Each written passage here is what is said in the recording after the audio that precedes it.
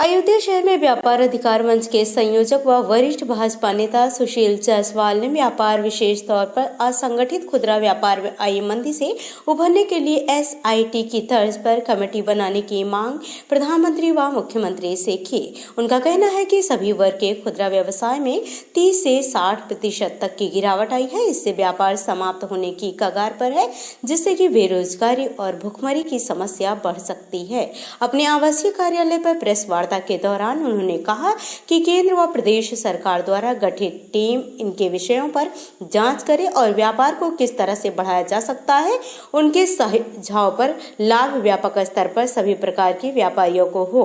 वहीं केंद्र और प्रदेश सरकार को भले ही टैक्स की प्राप्ति हो रही है, परंतु अन्य स्रोतों से हो रही है। बड़े पैमाने पर व्यापारी मंदी से प्रभावित हैं। वहीं ऑनलाइन खरीदारी 2019 में केवल $4 बिलियन थी और आज $20 बिलियन तक पहुंच गई है। 2000 तक इसके $200 बिलियन तक पहुंचने की संभावना है। वहीं होलसेल व रिटेल में बड़े बड़े उद्योगपतियों दखल हो रहा है। लगातार रिटेल आउटलेट खुल रहे हैं, जिसका नुकसान छोटे व्यापारियों को झेलना पड़ रहा है। इसके लिए एक नीति बनाने की आवश्यकता है।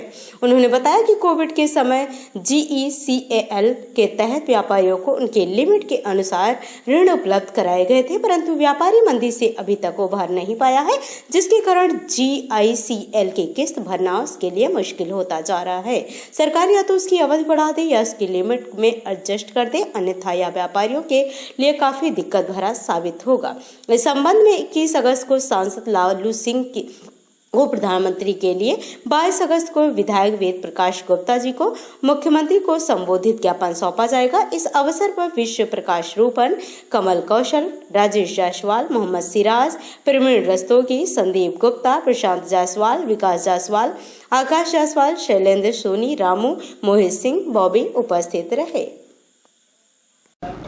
व्यापार में लगातार गिरावट, पिछले 5 महीनों से लगातार गिरावट देखी जा रही है। व्यापार संभल नहीं रहा है, उद्योग खत्म होते जा रहे हैं। 30 से 60% तक की गिरावट इस समय वर्तमान समय में है।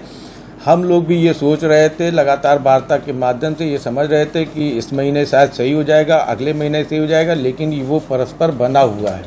अगर यही स्थिति आने वाले कुछ समय तक और बनी रही तो निश्चित रूप से करोड़ों लोग देश के बेरोजगार हो जाएंगे। उनके ऊपर आश्रित 25-30 करोड़ लोग पूरी तरीके से परेशान और उस परेशानियों का सामना करना पड़ेगा, भुखमरी का सामना करना पड़ेगा।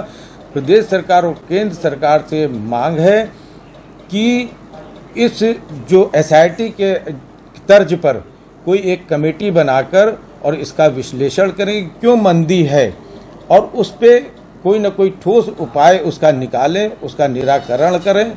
क्योंकि अगर बेरोजगारी बढ़ेगी, बेरोजगारी आएगी और इसका एक कारणों का पता करके, क्योंकि जो हम लोगों को लगता है ऑनलाइन बिजनेस, बड़े बड़े जो FDI के माध्यम से जिसको रोक लगाने का काम मोदी जी ने भी अपने समय में किया, वो जो बड़े बड़े जो प्लेयर्स हैं हमारे देश के, जो उद्योगपति हैं, उनका जो है होलसेल और रिटेल में सीधे छोटे छोटे शहरों में आगमन, वो सब भी एक बहुत बड़ा कारण है। ऑनलाइन की स्थिति ये है कि जहाँ पे 4 साल पहले $3 बिलियन का व्यापार था, आज वो बढ़ के $20 बिलियन का हो गया है।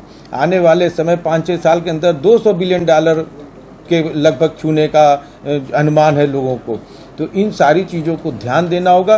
हो सकता है कि टैक्स सरकार को एक मुश्त कहीं से इन लोगों के द्वारा मिल जाए, लेकिन जो करोड़ों लोगों को नौकरी देने का काम कर रहा है खुदरा व्यापार और उद्योग, वो बंद हो जाएगा तो उसका सामना आप कैसे करोगे?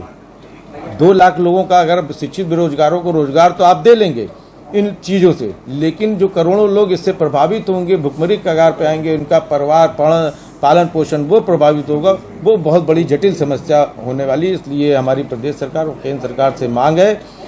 हम जानते हैं कि वो छोटी छोटी बातों का संज्ञान लेते हुए ठोस उपाय करते हैं, इस बड़ी समस्या का भी उपाय करने का काम करेंगे, जिससे कि व्यापार को, जो यहाँ की एक मूल संरचना है जो हजारों सैकड़ों साल से चली हुई है, जगह जगह व्यापार, जगह जगह जो है लोगों को सुविधा देने का व्यापारी करता आया है और अपने लिए रोजगार ढूंढने का काम, दूसरे को रोजगार देने का काम करता है, नौकरी देने का काम करता है। इन लोगों को भी बचाने का कार्य सरकार करेगी।